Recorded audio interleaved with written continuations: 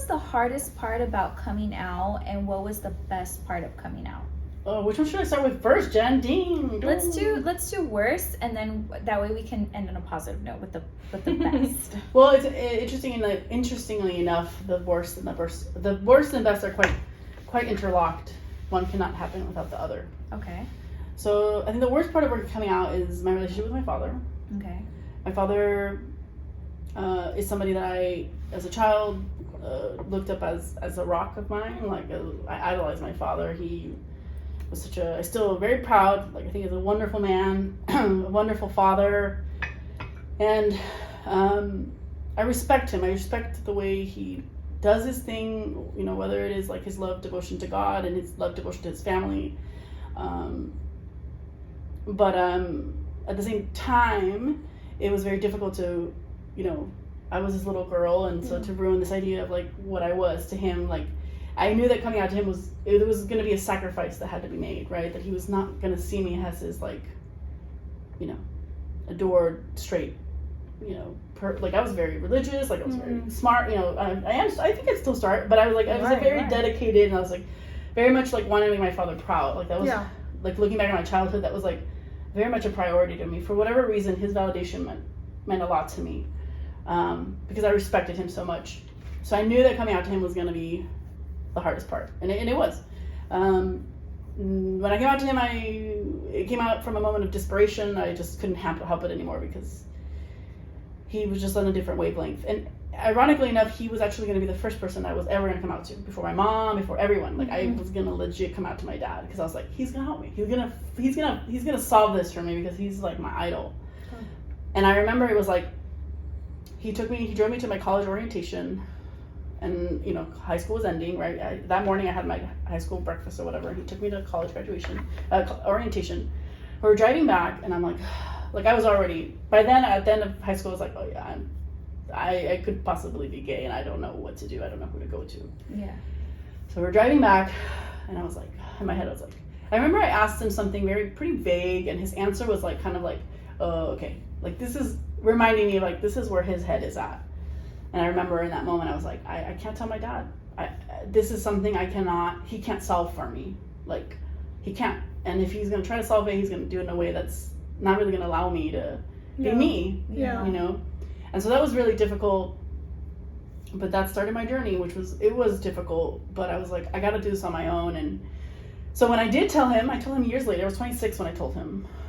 So like, oh, so you didn't tell him right there and then? No. When you thought I made a decision that day. I was like, I am not telling my father. I don't trust my father with this, which was like, holy moly. Like, I don't trust my dad, like, on this. Like, that was really hard for me to, like, grasp and to accept, Yeah. So when I did tell him, I was like, oh, like, it was hard. And my dad said and so that, he didn't take it well. I'll just say that much. He didn't take it well, and I would say out of everyone in my life, he said the most like negative things about it, and he really wrestled with it. And so that was tough. But the best part of this journey is how I've seen him evolve. Like where he's like, I'm gonna get through this moment.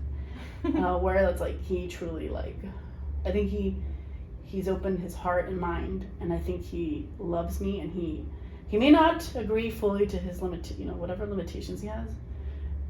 But I do feel like he loves and respects me, and he supports me, and not a lot of people get that, and so that's been the best part, is be like to allow myself to accept that love from him, because sometimes that shame that is there as a child, like that doesn't go away, and so that's been the best healing part, is like how much he's been supportive of like the wedding and like getting engaged, and like that's. I mean, I never thought that would ever happen. So, yeah, I'd say that's the best part. Yeah. Yeah. I like that. And I'm so glad that evolution that he made, that progress to being like, you know what, this is my daughter, this is who she is, and I'm gonna help her, and I'm gonna also accept her for who she is too. And I really like that. And that's good. And you're right, not a lot of people get that. Mm-hmm. So the fact that he's come, maybe not full circle in all aspects, but the fact that he has come around, like that's true love, and that's meaningful, and I'm glad that you have that, because like you said, not a lot of people get that. So I'm happy for you in that aspect too. If there's any parents listening, I mean, a parent's love is, right, as you can probably It's attest foundation. to, is and it's unconditional, and part of being unconditional is like, I don't know, it's like you're getting to know your kid, and you gotta love it all. Mm-hmm. The good, the bad, you gotta love it all, just like yourself, right? You love it all, you gotta love your kid, will love it all. And yeah, I agree with you. I feel like as a mom, like you do, like the good, the bad, and the ugly, you're gonna be there for your kid no matter what. And even, I know this is like a little bit far off the topic, but like working in human services, I used to work in a lot of group homes, or like with kids that had been through the system, and as much damage as their parents have done, or like whatever the situation might be, they still want their mom and dad, they still want that validation from them. So no matter what, they're everything to you. So that validation, that love, that unconditional love, you still love your kid no matter what. So I'm glad you're getting that support in that aspect too.